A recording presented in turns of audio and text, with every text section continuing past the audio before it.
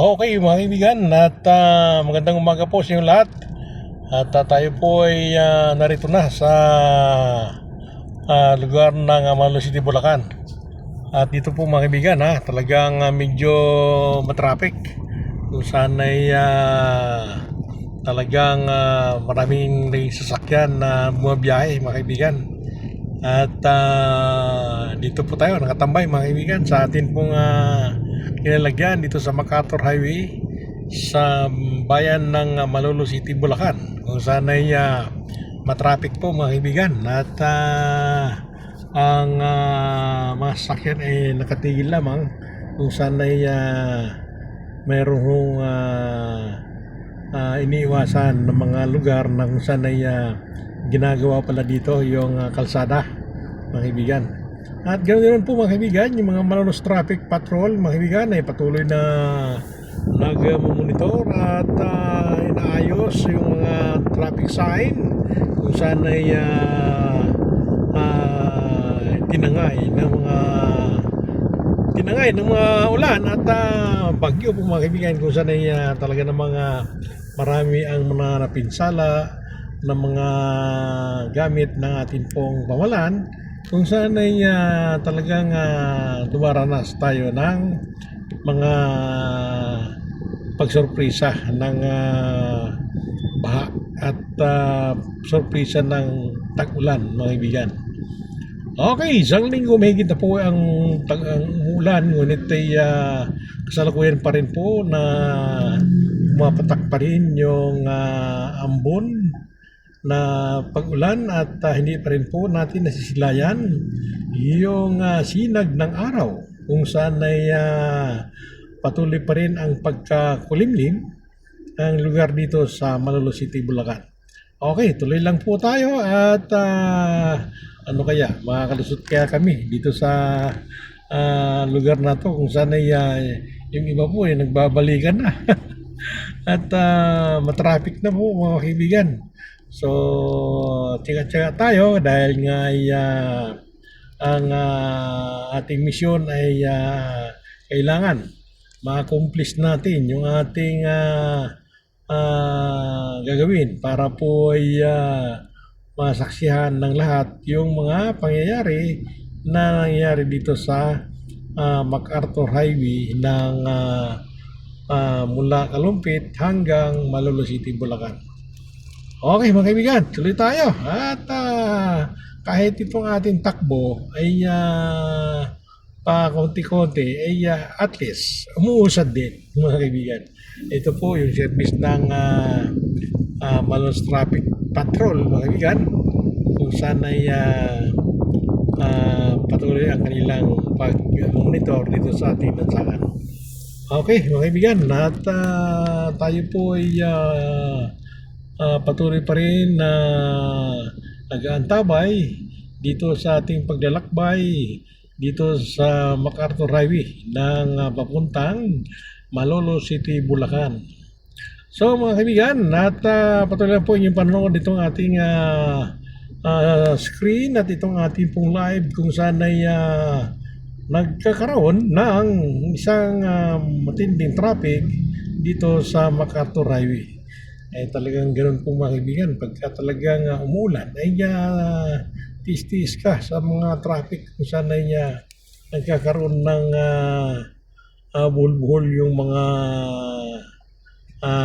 daan po mga kaibigan. Okay, at yan po ang atin pong mga nasaksihan dito sa ating screen, kung saan ay tuloy pa rin po ang ating pagkuha ng mga video, kung saan ay ang panahon ay talaga namang masungit mga kaibigan, kung saan ay hindi natin nasisilayan ang araw kung paano po ba ito, magpapakita ba itong araw na to o talagang ganito lang ba ang panahon, kung saan ay mag isang linggo na mahigit, Martes na po na araw ngayon mga kaibigan. So sana ay ang atin pong mga kababayan ay nerita na, kung saan ay unang-una mga kaibigan, kung ikaw ay mayroong negosyo ay napakatumal hindi ho bumibenta, di daw mano ang mga store kung saan ay ayaw lumabas ng ating iba't ibang mga bayan kung saan ay umuulan. So, ganoon talaga mga kaibigan, kung saan ay hindi naman natin mapigil yung pagbuhos ng ulan kung saan ay panahon mga kaibigan. At ito po talaga ang ating nasaksihan sa loob ng isang taon ay mayroon po talagang dinaranas yung ating bansang Pilipinas. So yung June, July, August mga kaibigan ay talaga ng mga tag-ulan mga kaibigan. Sana nakahanda tayo na magsakripisyo para po sa 4 na buwan na pagsapit ng mga tag-ulan. So siguro po ito mga kaibigan sa atin pong sisa dito sa mga tag-ulan na ito ay matindi na naman ang init na atin pong sasapitin pagkalagpas ng tag-ulan na ito mga kaibigan. Sana tayo ay nagsasakripisyo. So ganoon talaga pag mayroong tag-ulan, meron din naman tag-init mga kaibigan. So lagi natin paghandaan yung mga panahon kung saan ay ang mga pinagpala ng atin pong mga Panginoon ay talaga namang hindi ho mapigil ang mga bagay na atin pong maranasan ito sa ating bansang Pilipinas. Okay, mga kaibigan, tuloy-tuloy tayo at sarakuin pa rin. Nakatigil tayo dito sa lugar ng Walter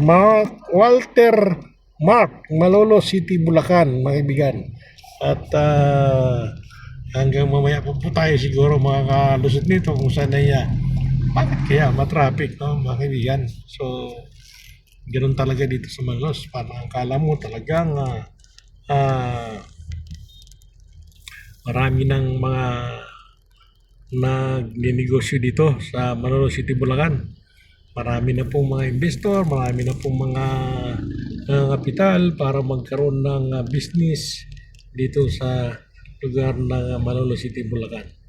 So patuloy lang tayo at pagtiisan na po natin itong traffic kung saan ay ito yung misyon ng inyong lingkod na kung saan ay mag-uusisa ng mga lugar na kung saan ay atin pong natutunghayan mga kaibigan. Okay, ito po inyong lingkod, Mr. Jimmy Eustaquio, kung saan ay ang programang Patas Balita Panig sa Katotohanan, kung saan ay ito'y mga usisa na kung saan ay nasasabi po natin yung katotohanan.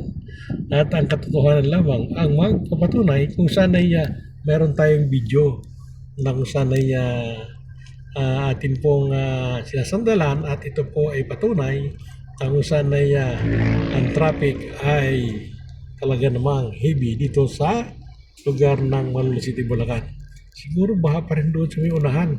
So mamaya po babalik po kami at habang po kami nakatigil ay pansamantala muna kaming titigil ng kuha ng video kung saan ay dito lang po stationary lang yung aming sasakyan at mamaya pa po ang pag-usad po siguro nito.